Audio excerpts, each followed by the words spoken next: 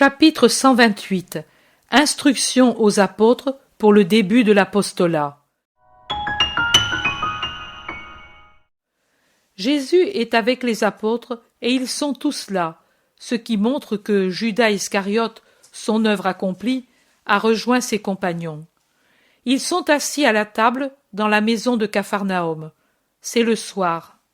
La lumière du jour qui meurt entre par la porte et par les fenêtres grandes ouvertes, laissant voir la transformation de la pourpre du crépuscule en un rouge violet foncé irréel qui s'effrange à ses bords en recroquevillement d'une couleur violet ardoise qui passe au gris. Cela me fait penser à une feuille de papier qu'on a jetée sur le feu, qui s'allume comme le charbon sur lequel on l'a jeté, mais qui, à ses bords, après la flambée, se recroqueville et s'éteint en une couleur de plomb bleuâtre qui finit en un gris perle presque blanc. « Ce sera de la chaleur !» dit sentencieusement Pierre en montrant le gros nuage qui couvre l'Occident de ses couleurs. « De la chaleur, pas d'eau. C'est du brouillard, pas un nuage. Moi, cette nuit, je dors dans la barque pour être plus au frais. » Non, cette nuit, nous allons au milieu des oliviers. J'ai besoin de vous parler. Maintenant, Judas est revenu. C'est le moment de parler. Je connais un endroit aéré. Nous y serons bien. Levez-vous et allons-y. C'est loin ? demande-t-il en prenant leur manteau. Non, très proche, à un jet de pierre de la dernière maison. Vous pouvez laisser les manteaux. Cependant, prenez l'amadou et un briquet pour y voir en rentrant. Ils sortent de la chambre du haut et descendent l'escalier après avoir salué le maître de maison et sa femme qui prennent le frais sur la terrasse. Jésus tourne résolument le dos au lac et après avoir traversé le pays, fait 200 ou 300 mètres parmi les oliviers d'une première petite colline qui se trouve en arrière du pays. Il s'arrête sur une butte qui, par sa situation dégagée et libre d'obstacles, profite de tout l'air dont on peut jouir en cette nuit de chaleur étouffante. Asseyons-nous et prêtez-moi attention. L'heure est venue pour vous d'évangéliser. Je suis à peu près au milieu de ma vie publique pour préparer les cœurs à mon royaume. C'est le moment que mes disciples aussi prennent part à la préparation de ce royaume. Les rois agissent ainsi quand ils ont décidé la conquête d'un royaume. D'abord, ils enquêtent et fréquentent les personnes pour se rendre compte des réactions et les gagner à l'idée qu'ils poursuivent. Puis, ils développent la préparation de l'entreprise en envoyant des éclaireurs sûrs dans les pays à conquérir. Et ils les envoient de plus en plus nombreux jusqu'à ce que soit connu le pays dans toutes ses particularités géographiques et morales. Puis, après cela, le roi achève son œuvre en se proclamant roi du pays et en se faisant couronner. Et il coule du sang pour y arriver, car les victoires coûtent toujours du sang. Nous sommes prêts à combattre pour toi et à verser notre sang, promettent unanimement les apôtres. Je ne verserai d'autre sang que celui du saint et des saints. Tu veux commencer la conquête par le temple en faisant irruption à l'heure des sacrifices? Ne divaguons pas, amis. L'avenir, vous le connaîtrez en son temps, mais ne frémissez pas d'horreur.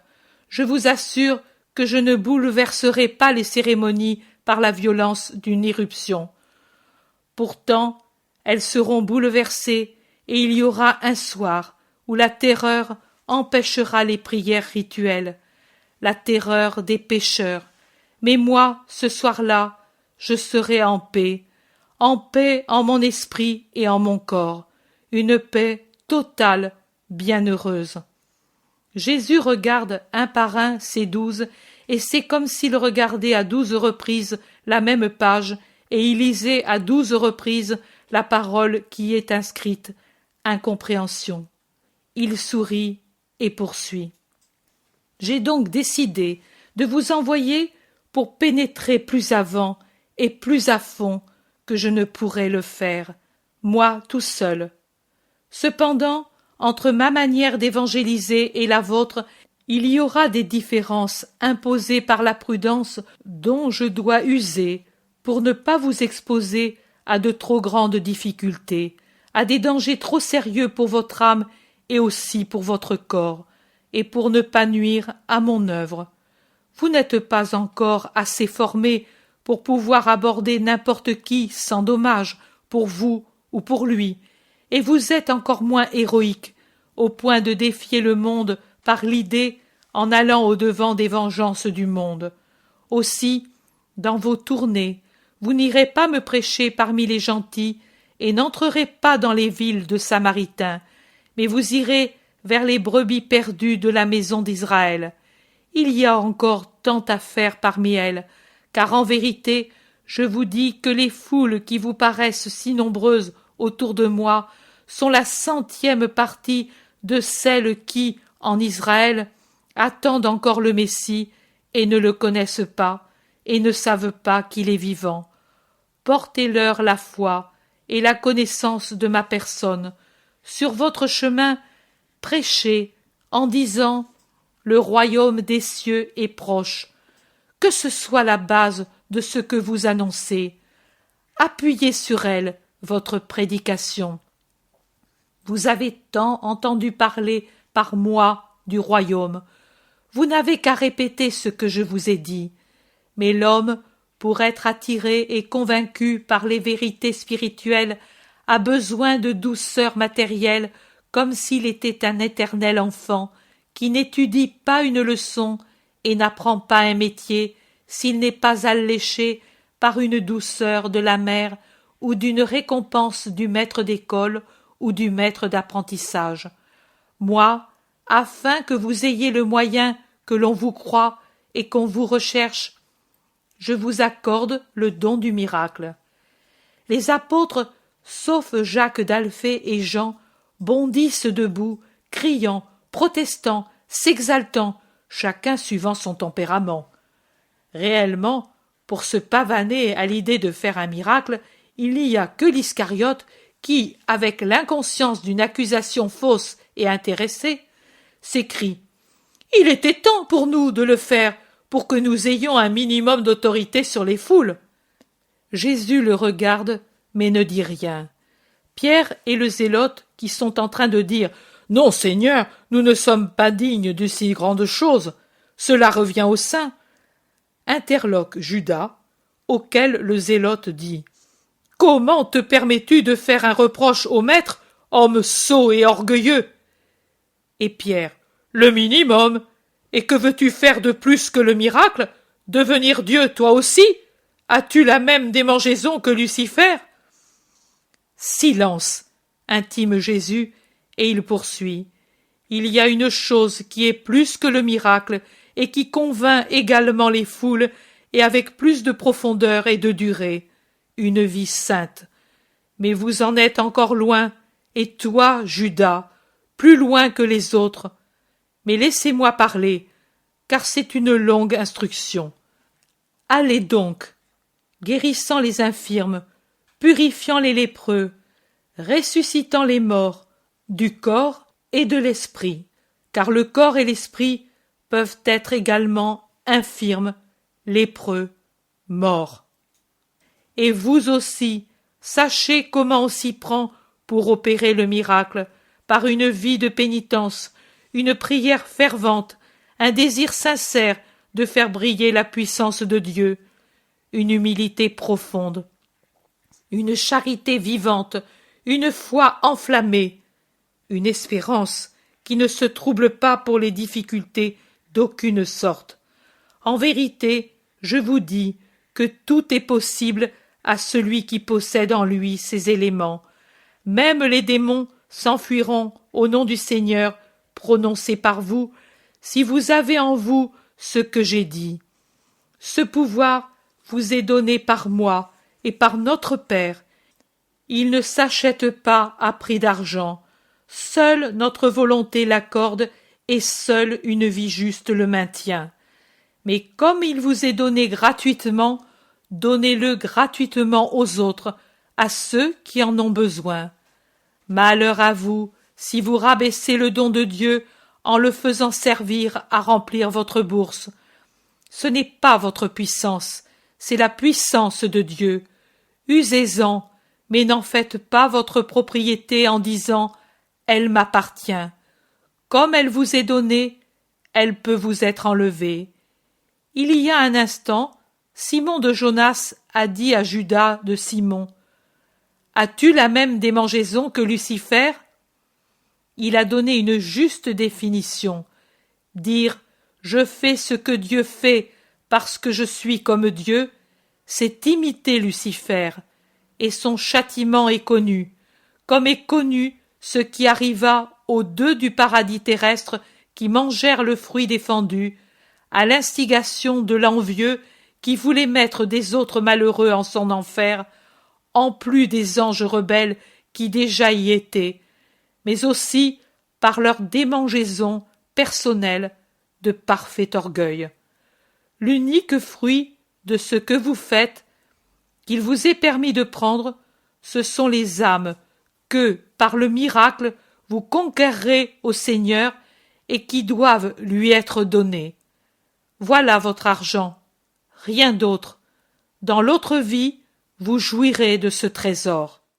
Allez, sans richesse, ne portez sur vous ni or, ni argent, ni pièces de monnaie dans vos ceintures, pas de sac de voyage avec 2 ou plusieurs vêtements, ni sandales de rechange, ni bâton de voyage, ni armes, car pour le moment, vos visites apostoliques seront courtes, et à chaque veille de sabbat, nous nous retrouverons, et vous pourrez changer vos vêtements humides de sueur sans avoir à emporter de vêtements de rechange. Pas besoin de bâton, car le chemin est plus doux, et ce qui sert sur les collines et les plaines est bien différent de ce qui sert dans les déserts et sur les hautes montagnes. Pas besoin d'armes, elles sont bonnes pour les hommes qui ne connaissent pas la sainte pauvreté et qui ignorent le divin pardon. Mais vous n'avez pas de trésor à garder et à défendre des voleurs. Le seul à craindre, l'unique larron pour vous, c'est Satan. Et lui se vainc par la constance et la prière, non avec les épées et les poignards. Si l'on vous offense, pardonnez. Si l'on vous dépouille de votre manteau, donnez aussi votre vêtement. Restez même tout à fait nus par douceur et détachement des richesses. Vous ne scandaliserez pas les anges du Seigneur, ni non plus l'infinie chasteté de Dieu, car votre charité vêtirait d'or votre corps nu, la douceur ferait office de ceinture, et le pardon à l'égard du voleur vous donnerait un manteau et aussi une couronne royale. Vous seriez donc mieux vêtu qu'un roi, et non pas d'étoffe corruptible, mais de matière incorruptible. N'ayez pas de préoccupation pour votre nourriture. Vous aurez toujours ce qui convient à votre condition et à votre ministère, car l'ouvrier mérite la nourriture qu'on lui apporte, toujours, si les hommes n'y pourvoyaient pas. Dieu pourvoirait aux besoins de son ouvrier. Je vous ai déjà montré que, pour vivre et pour prêcher, il n'est pas nécessaire d'avoir le ventre plein de la nourriture que l'on a ingurgitée. C'est la destinée des animaux immondes dont la mission est celle de s'engraisser pour qu'on les tue et qu'ils engraissent les hommes. Mais vous ne devez engraisser votre esprit et celui des autres que de nourriture qui apporte la sagesse. Et la sagesse se dévoile à un esprit que n'obscurcit pas l'excès de nourriture et à un cœur qui se nourrit de choses surnaturelles. Vous n'avez jamais été aussi éloquent qu'après votre retraite sur la montagne, et vous ne mangiez alors que l'indispensable pour ne pas mourir. Et pourtant, à la fin de la retraite, vous étiez fort et joyeux comme jamais. N'est-ce pas vrai, peut-être? Dans toute ville ou localité où vous entrerez, informez-vous qu'il y ait qui mérite de vous accueillir. non parce que vous êtes Simon, ou Judas, ou Barthélemy, ou Jacques, ou Jean, et ainsi de suite, mais parce que vous êtes les envoyés du Seigneur. Quand bien même vous seriez des rebuts, des assassins, des voleurs, des publicains maintenant repentis et à mon service, vous méritez le respect parce que vous êtes mes envoyés. Je dis plus encore, je dis malheur à vous si vous vous présentez comme mes envoyés et si vous êtes intérieurement abjects et insatanisés. Malheur à vous, l'enfer, c'est encore peu pour récompenser votre duperie. Mais même si vous étiez ouvertement des envoyés de Dieu et secrètement des rebuts, des publicains, des voleurs, des assassins, ou même si les cœurs avaient des soupçons à votre égard, presque une certitude, on doit encore vous donner honneur et respect parce que vous êtes mes envoyés. L'œil de l'homme doit dépasser l'intermédiaire et voir l'envoyé et le but, voir Dieu et son œuvre au-delà de l'intermédiaire trop souvent défectueux.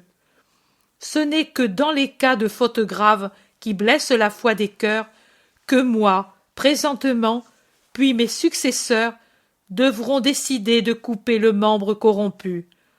En effet, il n'est pas permis qu'à cause d'un prêtre qui est un démon, les âmes des fidèles se perdent. Il ne sera jamais permis, pour cacher les plaies qui naîtraient dans le corps apostolique, de permettre qu'il reste des corps gangrénés qui éloignent les fidèles par leur aspect répugnant et les empoisonnent par leur puanteur démoniaque. Vous prendrez donc des renseignements sur la famille dont la vie est la plus correcte, là où les femmes savent rester à part et où les mœurs sont intègres. Vous entrerez là et y demeurerez jusqu'à votre départ de la localité. N'imitez pas les faux-bourdons qui, après avoir sucé une fleur, passent à une autre plus nourrissante. Vous, que vous soyez pris en charge par des gens qui vous offrent bon gîte et bonne table, ou par une famille qui n'est riche que de vertu, restez où vous êtes. Ne cherchez jamais ce qui est le mieux pour le corps qui périt, mais au contraire, donnez-lui toujours ce qu'il y a de pire en réservant tous les droits à l'esprit. Et je vous le dis parce qu'il est bien que vous le fassiez. Donnez, dès que vous pouvez le faire, la préférence aux pauvres pour votre séjour, pour ne pas les humilier, en souvenir de moi, qui suis et reste pauvre, et qui me fait gloire d'être pauvre, et aussi parce que les pauvres sont souvent meilleurs que les riches. Vous trouverez toujours des pauvres qui sont justes, alors que vous aurez rarement l'occasion de trouver un riche sans injustice. Vous n'avez donc pas l'excuse de dire « Je n'ai trouvé de bonté que chez les riches » pour justifier votre désir de bien-être. En entrant dans une maison, saluez avec mon salut qui est le plus doux qui soit. Dites « La paix soit avec vous, la paix soit dans cette demeure » ou bien « Que la paix vienne dans cette maison ». En effet, vous, envoyés de Jésus et de la bonne nouvelle, vous portez avec vous la paix. Et votre venue dans un endroit est pour y apporter la paix. Si la maison en est digne, la paix viendra et demeurera en elle. Si elle n'en est pas digne, la paix reviendra vers vous. Cependant, efforcez-vous d'être pacifique pour que vous ayez Dieu pour Père. Un Père aide toujours, et vous, aidés par Dieu, ferez bien toutes choses. Il peut arriver aussi, et même certainement il arrivera, qu'il y aura une ville ou une maison qui ne vous recevra pas, où les gens ne voudront pas écouter vos paroles, vous chasseront, vous tourneront en dérision, ou même vous poursuivront à coups de pierre comme des prophètes ennuyeux. Et alors, vous aurez plus que jamais besoin d'être pacifique, humble, doux dans votre manière de vivre. Autrement, en effet, la colère prendra le dessus et vous pécherez en scandalisant ceux que vous devez convertir et en augmentant leur incrédulité. Alors que si vous acceptez avec paix l'offense de vous voir chassé, ridiculisé, poursuivi, vous convertirez par la plus belle prédication, la prédication silencieuse de la vraie vertu. Vous retrouverez un jour les ennemis d'aujourd'hui sur votre chemin, et ils vous diront « Nous vous avons cherché, parce que votre manière d'agir nous a persuadés de la vérité que vous annoncez. Veuillez nous pardonner et nous accueillir comme disciples, car nous ne vous connaissions pas, mais maintenant nous vous connaissons pour saints, et si vous êtes saints, vous devez être les envoyés d'un saint, et nous croyons maintenant en lui. Mais en sortant de la ville ou de la maison où vous n'avez pas été accueillis, secouez jusqu'à la poussière de vos sandales pour que l'orgueil et la dureté de ce lieu ne s'attachent même pas à vos semelles. En vérité, je vous dis, au jour du jugement, Sodome et Gomorrhe seront traités moins durement que cette ville. Voici que je vous envoie comme des brebis parmi les loups. Soyez donc prudents comme les serpents et simples comme les colombes, car vous savez comment le monde, qui en vérité compte plus de loups que de brebis, agit même avec moi, qui suis le Christ. Moi, je puis me défendre par ma puissance, et je le ferai jusqu'à ce que ce soit l'heure du triomphe temporaire du monde. Mais vous n'avez pas cette puissance, et vous avez besoin d'une plus grande prudence et de simplicité. Donc, plus de sagacité pour éviter présentement les prisons et les flagellations.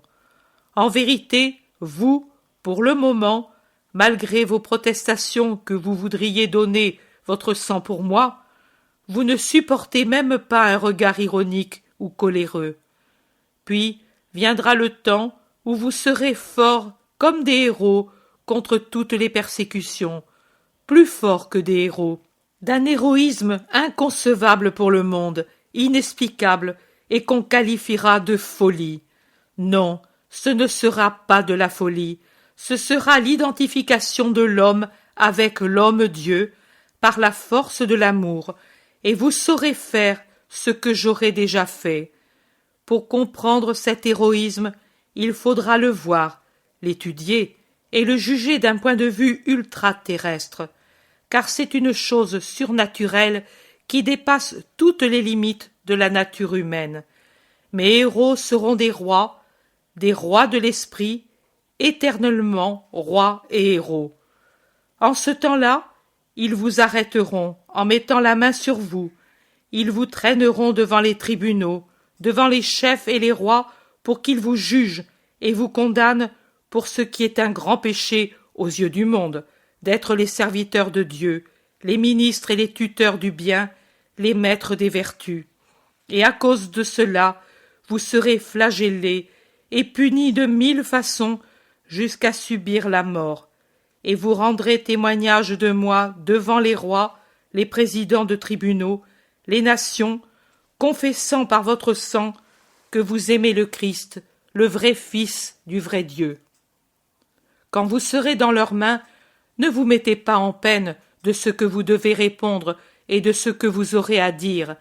N'ayez alors aucune peine, sauf l'affliction à l'égard des juges et des accusateurs que Satan dévoie au point de les rendre aveugles pour la vérité. Les paroles à dire vous seront données à ce moment-là. Votre Père vous les mettra sur les lèvres parce que, alors, ce ne sera pas vous qui parlerez pour convertir à la foi et professer la vérité, mais ce sera l'Esprit de votre Père qui parlera en vous. Alors le frère donnera la mort à son frère, le père à son fils. Les fils se dresseront contre leurs parents et les feront mourir. Non, ne vous évanouissez pas et ne vous scandalisez pas. Répondez-moi, pour vous, quel est le plus grand crime, de tuer un père, un frère, un enfant, ou Dieu lui-même? Dieu, on ne peut le tuer, dit sèchement Judas Iscariote. C'est vrai, c'est un esprit qu'on ne peut saisir, confirme Barthélemy. Et les autres, tout en se taisant, sont du même avis. Moi, je suis Dieu et chair, dit calmement Jésus. Personne ne pense à te tuer, réplique l'Iscariote. Je vous en prie, répondez à ma question. Mais il est plus grave de tuer Dieu, cela s'entend. Eh bien, Dieu sera tué par l'homme, dans sa chair d'homme-dieu et dans l'âme de ceux qui tueront l'homme-dieu. Donc, comme on arrivera à ce crime sans que son auteur en éprouve de l'horreur, on en arrivera pareillement au crime des pères, des frères, des fils, contre les fils, les frères, les pères. Vous serez haïs de tous à cause de mon nom, mais celui qui aura persévéré jusqu'à la fin sera sauvé. Et quand ils vous persécuteront dans une ville, fuyez dans une autre, non par lâcheté, mais pour donner le temps à l'Église du Christ qui vient de naître d'arriver à l'âge non plus d'un bébé faible et incapable, mais à l'âge de la majorité où elle sera capable d'affronter la vie et la mort sans craindre la mort. À ceux auxquels l'Esprit conseillera de fuir, qu'ils fuient, comme j'ai fui quand j'étais tout petit. En vérité, dans la vie de mon Église se répéteront toutes les vicissitudes de ma vie d'homme, toutes, depuis le mystère de sa formation à l'humilité des premiers temps, jusqu'aux troubles et aux embûches qu'amènera la férocité des hommes, jusqu'à la nécessité de fuir pour continuer à exister. Depuis la pauvreté et le travail assidu, jusqu'à beaucoup d'autres choses que je vis actuellement, que je souffrirai par la suite avant d'arriver au triomphe éternel. Pour ceux, au contraire, auxquels l'Esprit conseille de rester, qu'ils restent, car s'ils tombent morts, ils vivront et seront utiles à l'Église, car c'est toujours bien ce que l'Esprit de Dieu conseille. En vérité, je vous dis que vous ne finirez pas, vous et vos successeurs, de parcourir les rues et les villes d'Israël avant que vienne le Fils de l'homme. Car Israël, à cause de son redoutable péché, sera dispersé comme la balle saisie par un tourbillon et répandue sur toute la terre, et des siècles et des millénaires, l'un après l'autre et davantage, se succéderont avant qu'ils soient de nouveau rassemblés sur l'aire d'Arona, le Jébuséen.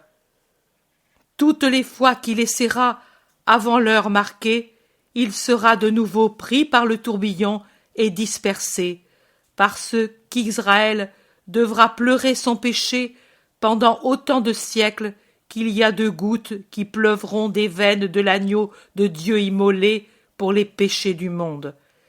Et mon Église devra aussi, elle, qui aura été frappée par Israël en moi et en mes apôtres et disciples, ouvrir ses bras de mer et chercher à rassembler Israël sous son manteau, comme une poule le fait avec ses poussins qui se sont écartés. Quand Israël sera tout entier sous le manteau de l'Église du Christ, alors je viendrai. Mais cela, c'est l'avenir. Parlons des temps qui ne vont pas tarder de venir. Rappelez-vous que le disciple n'est pas plus que le maître, et le serviteur plus que le maître qui commande. Il suffit par conséquent au disciple d'être comme le maître, et c'est déjà un honneur immérité. Et le serviteur comme celui qui le commande, et c'est déjà de la bonté surnaturelle de vous accorder qu'il en soit ainsi. S'ils ont appelé Belzébuth, le maître de maison, comment appelleront-ils ses serviteurs? Et les serviteurs, pourront-ils se révolter si le maître ne se révolte pas, ne hait ni ne maudit, mais calme dans sa justice, continue ses œuvres, en remettant le jugement à un autre moment, quand, après avoir tout essayé pour les persuader, il aura constaté en eux l'obstination dans le mal?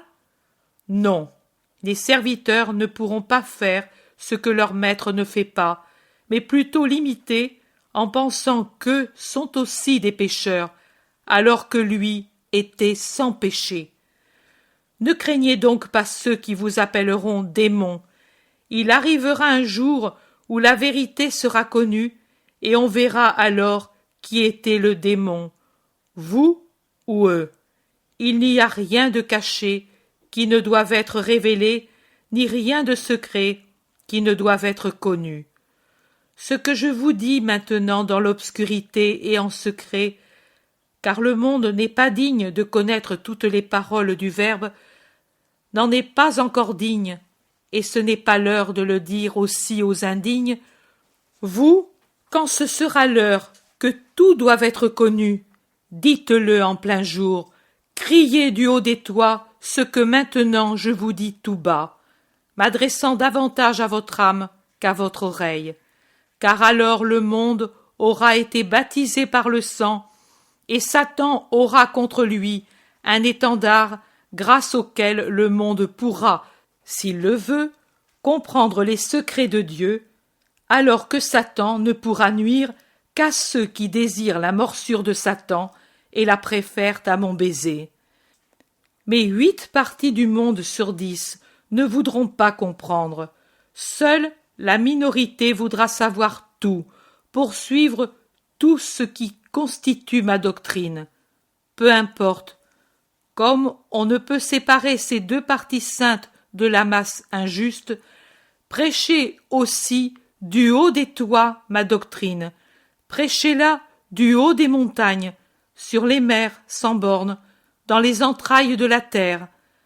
Quand bien même les hommes ne l'écouteraient pas, les divines paroles seront recueillies par les oiseaux et les vents, les poissons et les flots, et les entrailles de la terre en garderont l'écho pour le dire aux sources, aux minéraux, aux métaux, et tous en jouiront, car eux aussi ont été créés par Dieu pour servir d'escabeau à mes pieds et être une joie pour mon cœur.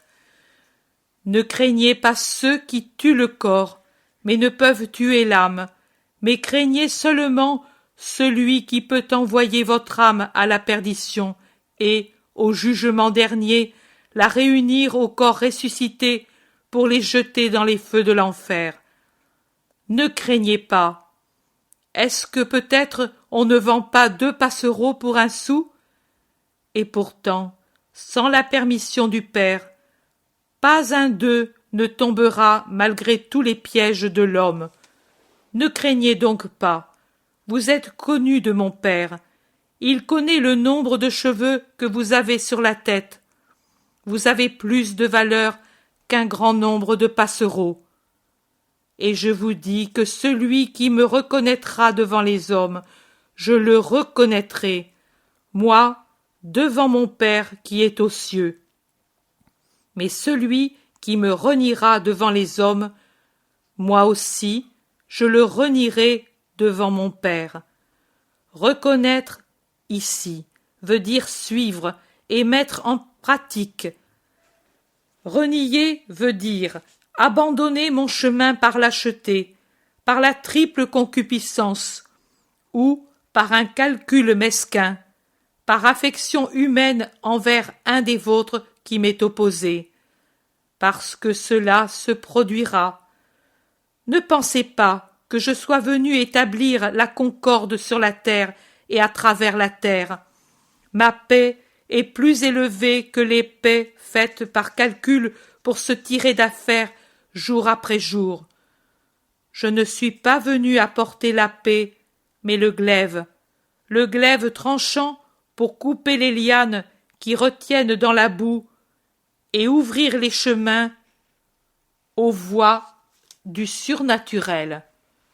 Je suis donc venu séparer le fils du père, la fille de la mère, la bru de la belle-mère, car je suis celui qui règne et qui a tous les droits sur ces sujets, car personne n'est plus grand que moi quand il s'agit des droits sur les affections, car c'est en moi que tous les amours se centralisent et se subliment. Moi, je suis père, mère, époux, frère, ami, et je vous aime comme tel, et comme tel, je dois être aimé. Et quand je dis « je veux », il n'y a pas de lien qui puisse résister, et la créature est mienne. C'est moi qui l'ai créée avec le Père, c'est par moi-même que je la sauve, et moi, j'ai le droit de la posséder.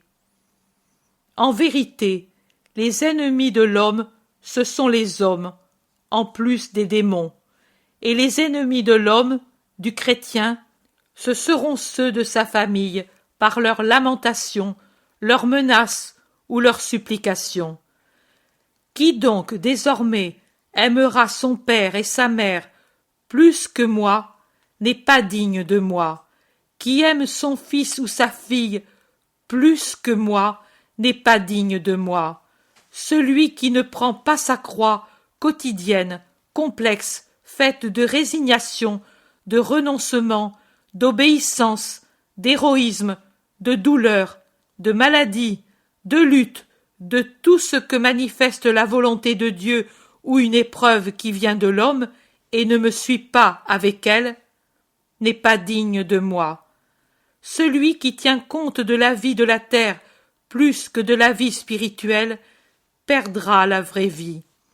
Celui qui aura perdu la vie de la terre par amour pour moi la retrouvera éternelle et bienheureuse. Celui qui vous reçoit me reçoit. Celui qui me reçoit reçoit celui qui m'a envoyé. Celui qui reçoit un prophète en tant que prophète recevra une récompense proportionnée à la charité qu'il donne au prophète.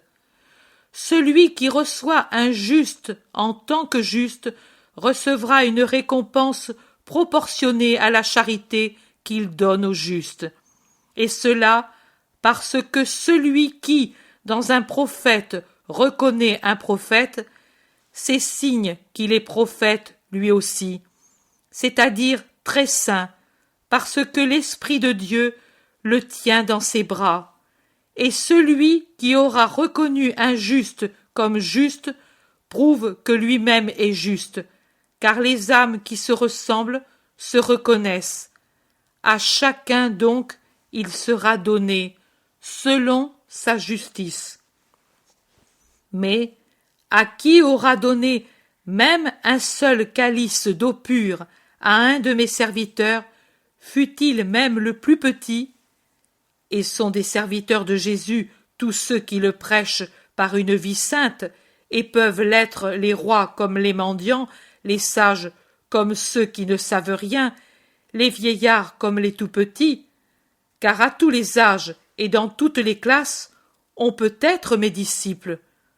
Qui donc aura donné à un de mes disciples ne serait-ce qu'un calice d'eau en mon nom, et parce que c'est mon disciple, en vérité, je vous dis qu'il ne perdra pas sa récompense. J'ai parlé, maintenant prions, et allons à la maison. Vous partirez à l'aube, et ainsi, Simon de Jonas avec Jean, Simon le Zélote avec Judas Iscariote, André avec Matthieu, Jacques d'Alphée avec Thomas, Philippe avec Jacques de Zébédée, Jude mon frère avec Barthélemy.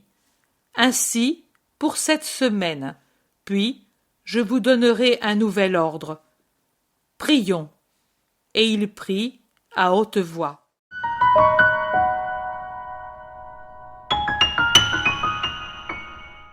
L'intérêt pour les écrits de Maria Valtorta ne cesse de grandir. Et les fruits récoltés, vocation, conversion, sont immenses. Visionnaire de la vie du Christ, de la conception de Marie jusqu'au début de l'Église, sa description des personnages, de leur psychologie, la précision des lieux où ils évoluent, des coutumes et mœurs de l'époque, est proprement sidérante et à ce jour inégalée.